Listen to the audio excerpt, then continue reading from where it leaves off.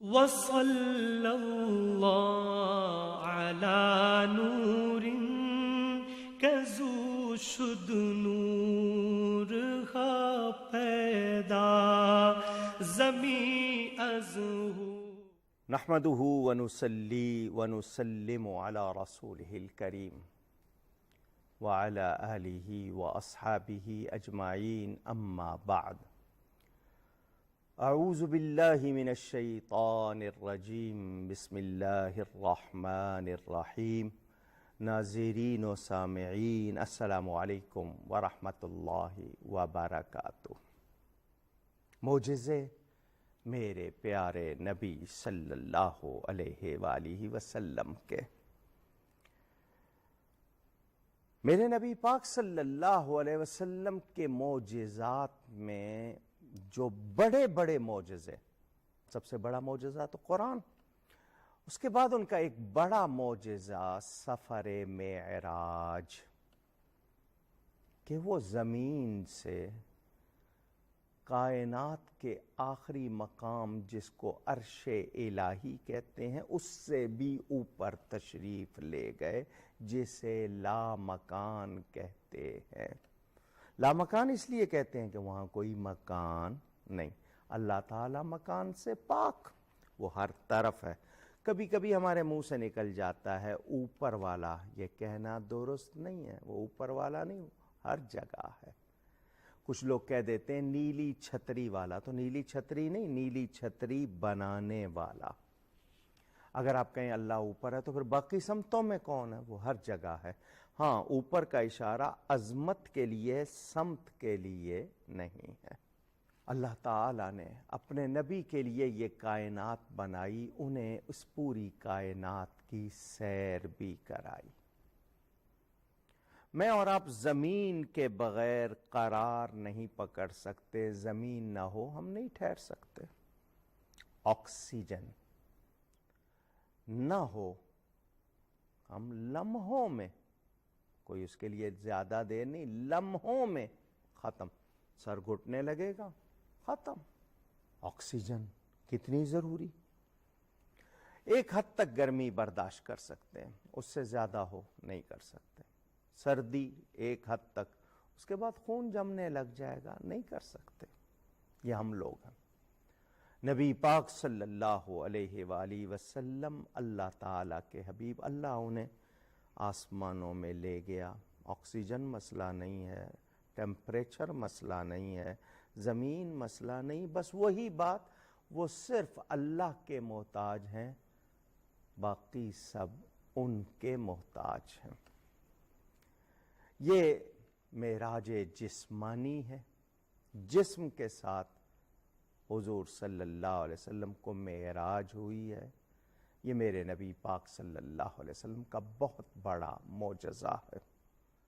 تفصیل قرآن کریم میں ہے. سورہ بنی اسرائیل کی ابتدائی آیات: سبحان الذی اسریٰ بعبدہ لیلا من المسجد الحرام الی المسجد الاقصی الذی بارکنا حولہ لنریہ من آیاتنا انہ هو السمیع البصیر. لفظ سبحان سے اللہ تعالیٰ نے اس واقعے کا بیان شروع فرمایا.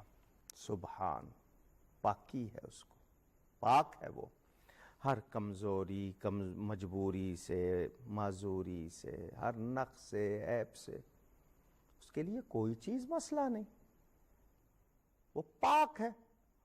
اگر حضور صلی اللہ علیہ وسلم جانے کا دعویٰ فرماتے، ہم تب بھی کہتے، ہم مانتے ہیں، تصدیق کرتے ہیں، مگر دعویٰ اللہ لے جانے کا فرما رہا ہے، کیونکہ وَهُوَ عَلَىٰ كُلِّ شَيْءٍ قدیر، وہ ہر چاہے پر قادر. کچھ لوگ کہتے ہیں جب اللہ ہر جگہ ہے تو پھر لامکان میں کیوں بلایا؟ یہ اس کے راز ہیں، اس کی حکمتیں. ہاں، لامکان میں بلا کے بتا دیا میرا حبیب مکان کا محتاج نہیں. اور اللہ نے اپنے قرب خاص میں بلا کر یہ بھی کہ وہ جہاں چاہے اپنے عبد مقدس کو لے جائے. کائنات تمہارے لیے ہے، وہ اللہ کے لیے. بڑی شان، بڑا مقام. حضور اکرم صلی اللہ علیہ وآلہ وسلم کی یہ شان بھی، حضرت موسیٰ علیہ السلام بڑے مرتبے والے رسول ہیں، گھر سے نکلتے ہیں، پیدل سفر کر کے کوہ طور پر جاتے ہیں، 40 روزے رکھتے ہیں، اللہ کی بارگاہ میں عرض کرتے ہیں یا اللہ تجھے دیکھنا چاہتا ہوں، جواب ملتا ہے تم نہیں دیکھ سکتے۔ یہ جواب نہیں ملا کہ میں دیکھا ہی نہیں جا سکتا، یہ بھی جواب نہیں ملا کہ میں دکھاتا نہیں، بس فرمایا تم نہیں دیکھ سکتے۔ ایک ہے رؤیت دیدار اور ایک ہے احاطہ ادراک۔ دھیان سے سن لیجئے، قرآن میں ہے لا تدرکہ الابصار، کوئی آنکھ اللہ کا ادراک نہیں کر سکتی۔ اس آیت کو پڑھ کے کچھ لوگ کہتے ہیں حضور صلی اللہ علیہ وسلم کی بھی تو آنکھیں ہیں اور قرآن کہہ رہا ہے کوئی آنکھ ان کا ادراک نہیں کر سکتی۔ تو سنیں، ادراک کہتے ہیں پورا پورا گھیر لینا، یہ کوئی آنکھ نہیں کر سکتی اللہ کے لیے۔ ہاں، رؤیت دیدار، اس کا ثبوت بھی قرآن میں ہے۔ ہم نے کبھی نہیں کہا کہ حضور کی آنکھ نے اللہ کو پورا پورا گھیر لیا، ایسا نہیں ہو سکتا، کیونکہ اللہ احاطے میں آ ہی نہیں سکتا، وہ تو نور ہے، اس کی وسعتیں کتنی کون جان سکتا ہے۔ تو وہ جو اعتراض کرتے ہیں جان لیں، ادراک اور ہے، رؤیت اور ہے۔ دیدار کا ہم مانتے ہیں، دیدار کیا، گھیرا نہیں آنکھ نے۔ میں کسی انسان کو دیکھوں، اس کا قد جان سکتا ہوں، چوڑائی لمبائی جان سکتا ہوں، اس کو کہتے ہیں ادراک احاطہ۔ یہ اللہ کے لیے نہیں ہو سکتا، لیکن رؤیت خود فرمایا فَإِنِ اسْتَقَرَّ مَكَانَهُ فَسَوْفَ تَرَانِي، پہاڑ کی طرف دیکھو، اگر یہ اپنی جگہ قائم رہا تم دیکھ لو گے۔ تو پہاڑ کا قائم رہنا ممکن، تو اللہ کا دیکھا جانا بھی ممکن، جس کے لیے اللہ چاہے۔ اور بخاری شریف میں ہے جنتی جب جنت میں جائیں گے اللہ تعالیٰ ان کو اپنا دیدار کروائے گا، جس طرح 14ویں کا چاند دیکھتے ہیں اور شبہ نہیں ہوتا، اس طرح اللہ کو دیکھیں گے، شبہ نہیں ہوگا۔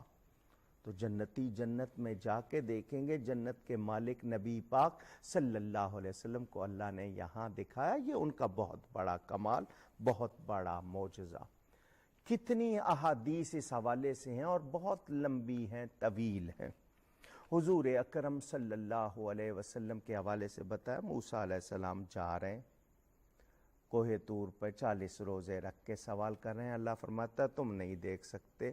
حبیب کے پاس اللہ تعالی خود بھیجتا ہے جبریل کو، جاؤ جنت سے براق لو، جنتی حلے یعنی لباس اعلیٰ وہ ساتھ لو، 70,000 فرشتہ ساتھ لے کے جاؤ، میرے حبیب سے جا کے کہو کلیم مجھے چاہتا ہے، حبیب میں تمہیں چاہتا ہوں، ان ربک لیشتاق الیک، اندازہ کیجئے۔ چنانچہ جبریل امین آئے، حضور صلی اللہ علیہ وسلم تیار ہوئے، براق پر سوار ہوئے۔ یہ براق کی سواری دنیا میں، یہ بھی حضور صلی اللہ علیہ وسلم کا معجزہ۔ رات کے تھوڑے سے حصے میں لیلن، پوری رات کا واقعہ نہیں ہے، رات کے کچھ حصے کا واقعہ، کتنی لمبی سیر ہے۔ صرف مدینہ سے مسجد اقصی پیدل جائیں اور آئیں تو کتنا فاصلہ اس زمانے میں، اور پھر درمیان میں کہاں کہاں رکے، کیا کیا پیش آیا، کیا کیا دیکھا، یہ رات کے تھوڑے سے حصے میں، یہی تو معجزہ ہے، عقل کو عاجز کر دینے والا۔ آئیے میں آپ کے سامنے ایک بات رکھوں، کون سیر کرا رہا ہے؟ رب تعالی۔ کائنات کس نے بنائی؟ رب تعالی نے بنائی۔ اس کی قدرت سے کوئی چیز باہر ہے؟ نہیں۔ میں اور آپ اس کی قدرت کا احاطہ گھیر سکتے ہیں؟ نہیں۔ تو پھر ہم کیوں اپنے آپ کو مشکل میں ڈال رہے ہیں؟ مان لینا، جب ہمارے پاس ان سوالوں کے جواب نہیں ہیں، ہم اللہ کی قدرت کو جان نہیں سکتے، اس کے اعتراض نہیں کر سکتے، انکار نہیں کر سکتے، تو پھر کیوں مشکل میں ڈالتے ہیں؟ دل و جان سے مانے، رب تعالیٰ سیر کرا رہا ہے۔ آپ کی سائنس یہ کہتی ہے میں کسی چیز کو دیکھ رہا ہوں، میری آنکھ سے نور نکلتا ہے، اس چیز کو جا کے ٹکراتا ہے، واپس میری آنکھ میں آتا ہے تب میں وہ چیز دیکھ پاتا ہوں. سورج کے لیے کہا گیا کہ 9 کروڑ 30 لاکھ میل کا فاصلہ ہے زمین سے. 93 ملینز مائل. 9 کروڑ 30 لاکھ میل کا فاصلہ. میں نے آنکھ اٹھائی, سورج میرے سامنے سیکنڈ بھی نہیں لگا. میری آنکھ سے نور نکلا, 9 کروڑ 30 لاکھ میل سفر کیا, سورج سے جا کے ٹکرایا, پھر 9 کروڑ 30 لاکھ میل واپس آیا. مجھے سورج نظر آیا لیکن سیکنڈ بھی نہیں لگا. حالانکہ کہتے ہیں 8 منٹ پہلے کی تصویر ہوتی ہے, سیکنڈ نہیں لگا. جب میری آنکھ کے نور کی رفتار اتنی ہے تو جس کو اللہ تعالیٰ نے اپنے ذاتی نور سے بنایا اس نبی کی رفتار کتنی ہوگی؟ سائنس جواب دے گی مجھے. مگر یہ کائنات رب تعالیٰ نے بنائی, اس نے اس کائنات کو روک دیا. سارا نظام حبیب کی سیر کا وقت ہے. یہ بھی سمجھنے کے لیے بات کر رہا ہوں. آئیے آپ کو یہ بھی سمجھاتا ہوں. گھڑی پہنی ہے آپ نے. پہلے گھڑی ہوتی تھی چابی سے چلتی تھی, آج کل کوارٹز گھڑیاں ہمارے پاس. بیٹری سیل کو 6 مہینے کا, سال کا, 2 سال کا, 5 سال کا, 10 سال کا لگا دیتے ہیں. لگا دیا گھڑی میں, وہ گھڑی کی جان بن گیا. گھڑی ایک جسم, وہ بیٹری سیل لگا دیا, وہ جان بن گیا. اگر وہ اس میں ہے تو یہ جسم حرکت کرے گا.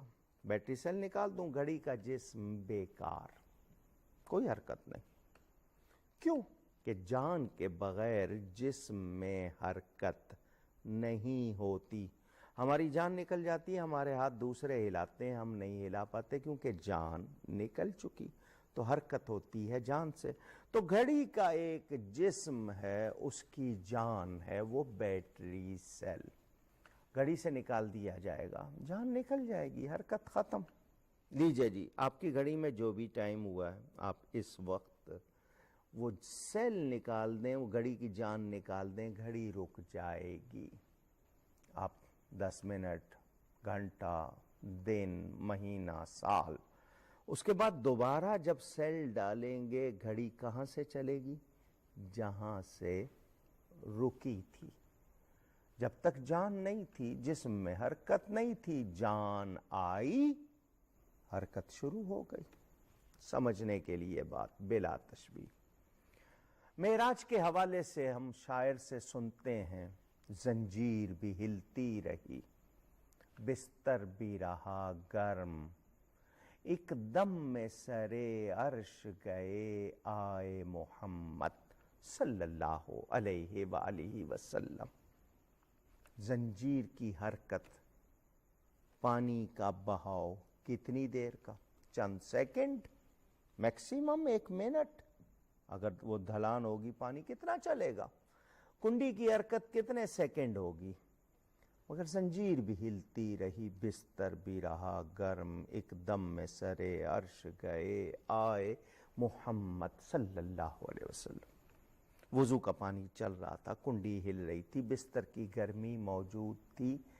عقل حیران. تو میں نے کہا نا, معجزہ کس کو کہتے ہیں؟ جو عقل کو عاجز کر دے. کتنا بڑا معجزہ.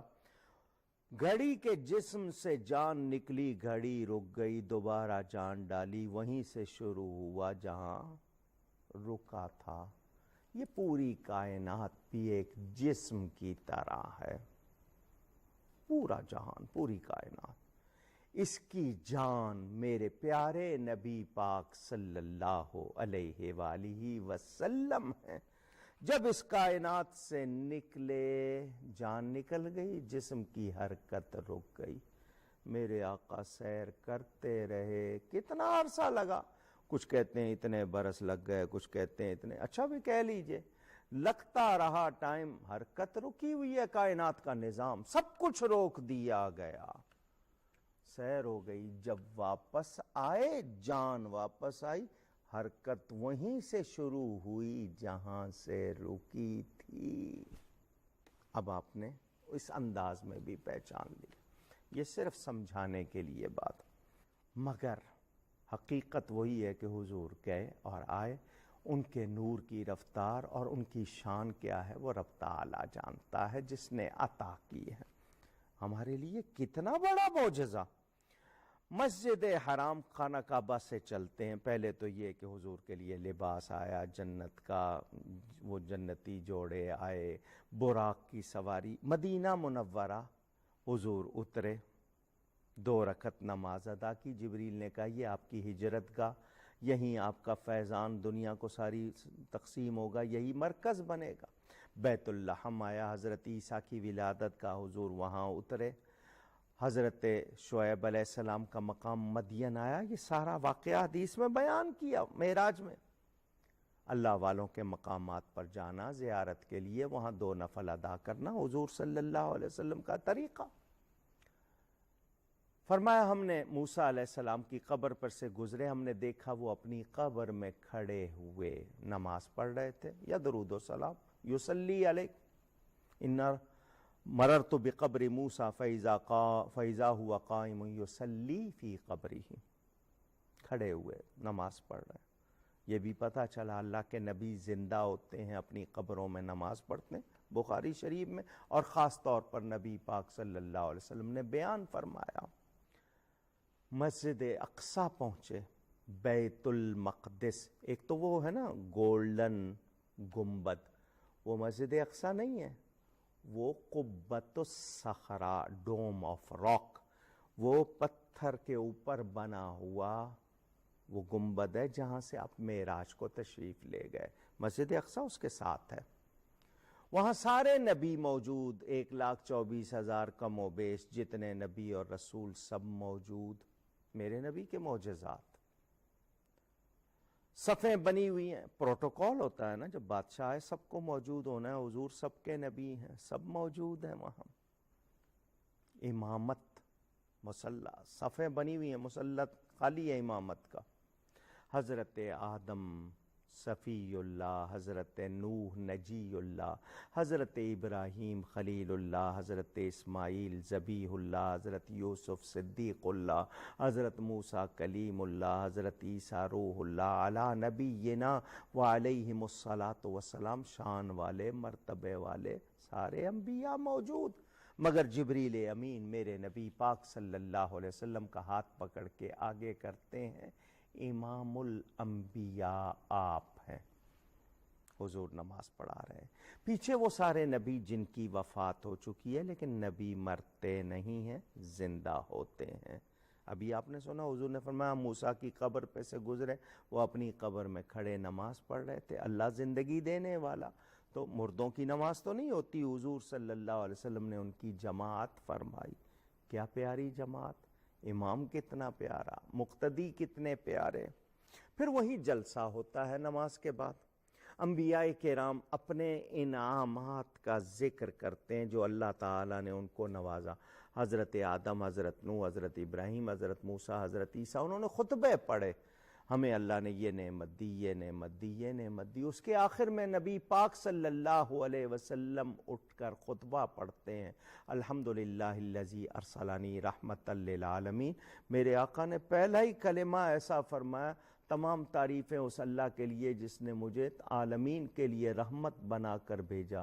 حضرت ابراہیم علیہ السلام جوش میں آتے ہیں، یہ ہیں وہ فضائل جن کی وجہ سے ان کا رتبہ ہم سے بڑا، وہ بھی تسلیم کرتے ہیں میرے نبی جیسا کوئی نہیں۔ اللہ نے ان کو شان دی، ان کے معجزے، بشری کمال رکھنے والے زمین پر رہ گئے، میرے آقا کریم صلی اللہ علیہ وسلم آگے گئے۔ مسجد اقصیٰ اللہ کرے آزاد ہو، آپ جائیں زیارت کریں، وہاں ایک چٹان ہے، یہ جو کہیں باہر نہیں ہے، اندر زمین سے اٹھی ہوئی ہے، وہاں اندر لوگ جا کر اس کے نیچے سے گزرتے ہیں۔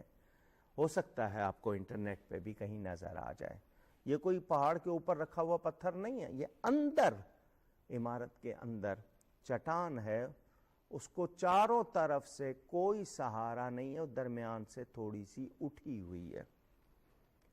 روایتوں میں